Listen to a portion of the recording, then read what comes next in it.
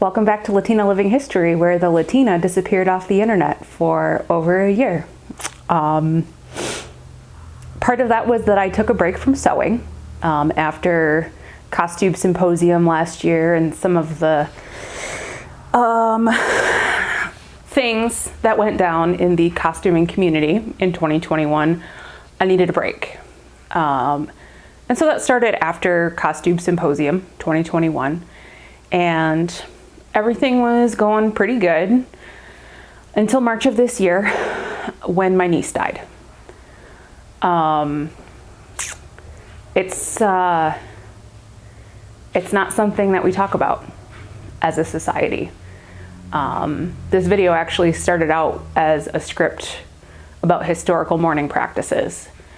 But I am not and was not and won't be for a while in a place to do any sort of scholarly or unbiased research on a topic like that.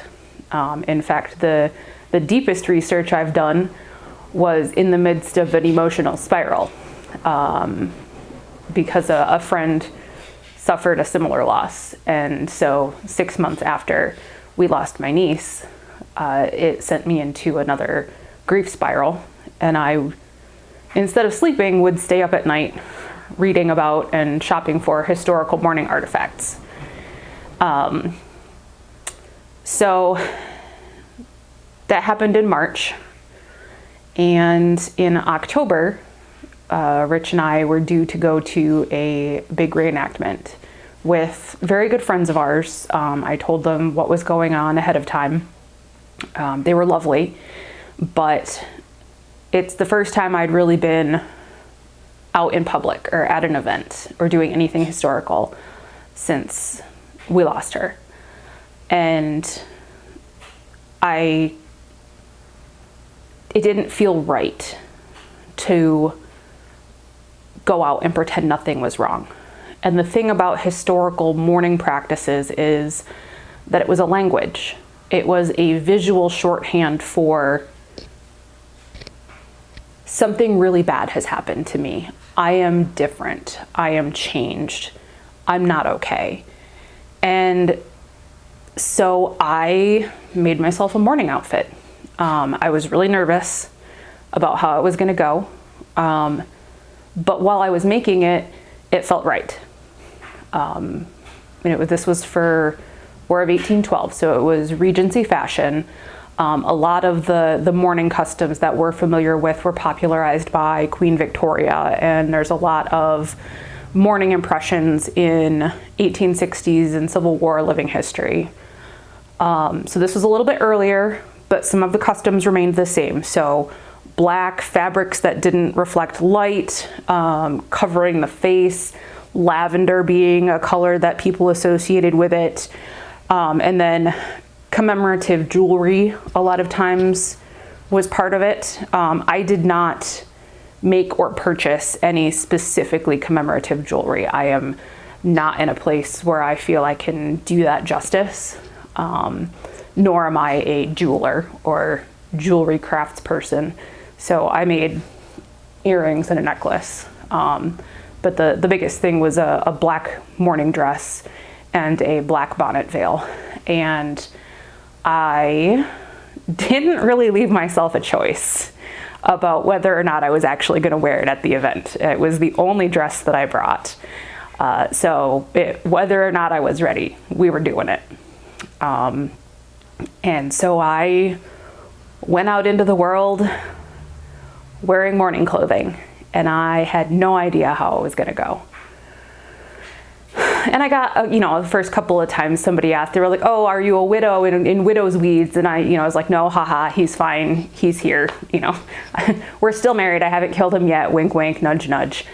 But the more people I met, the more people honestly asked about what I was wearing and if it was mourning clothing and what for.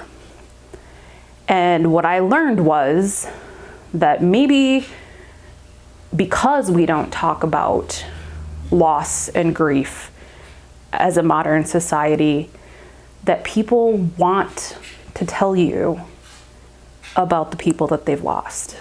I stopped to shop at a tinsmith's tent, and we got to talking, and he told me about how his daughter had lost her soulmate to an avalanche while hiking in Asia.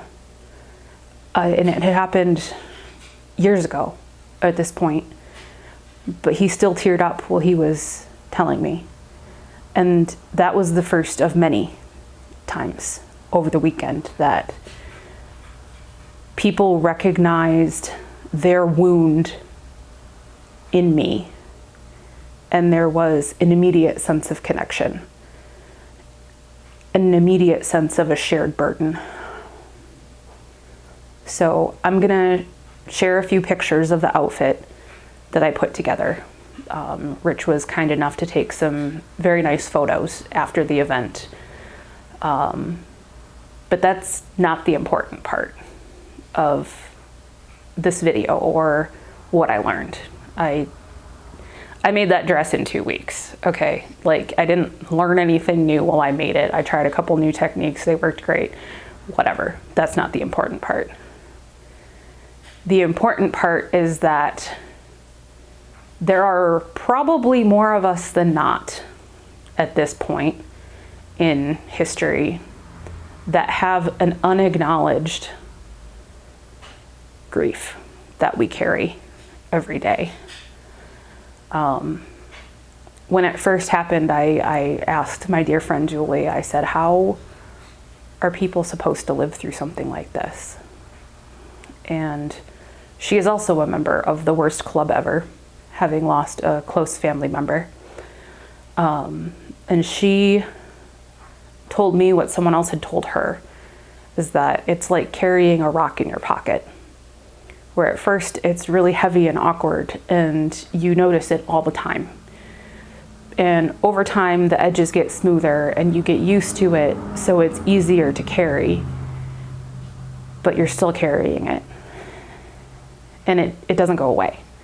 It's been 16 years since I met her, and she's still carrying that burden. And I didn't know. I didn't know what it was like. I didn't know what it was like 16 years ago for her. I wish neither of us knew now, but I wouldn't be as far along in my grief journey without her. I wouldn't be as okay as I am without her. And so it's important that we talk about this and that we share our burdens. Everyone's burden is different. You know, the woman who lost her fiance, her soulmate, carries a different wound than I do, having lost my niece, or that my sister carries, having lost her child, or that my mom carries, having lost her first grandchild. It's all different, but in the loss, we are all the same. And we're all gonna deal with it differently, but we all carry it. And that was what I learned wearing mourning clothing, is that immediately upon realizing that we had a shared language, people were hungry to connect with that. They wanted to tell me about the people that they loved. They wanted to tell me about how they were like and how much they had loved them and how much they missed them.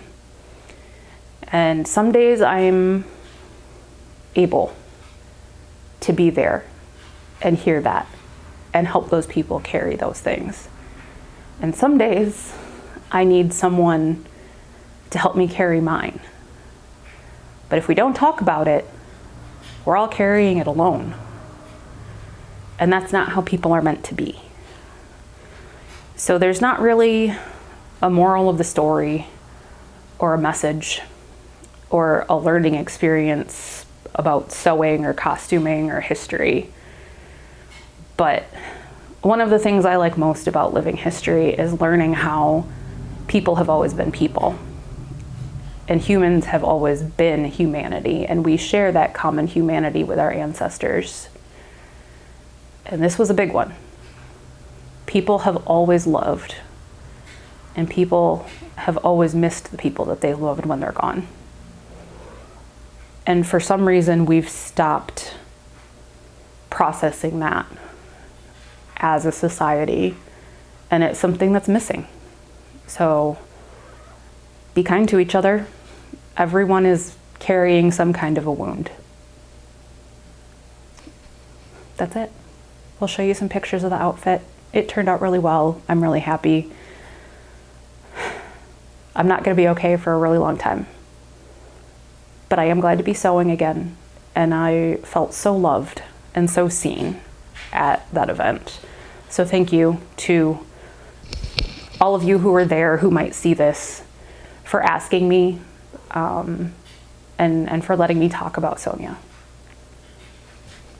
Bye, everybody.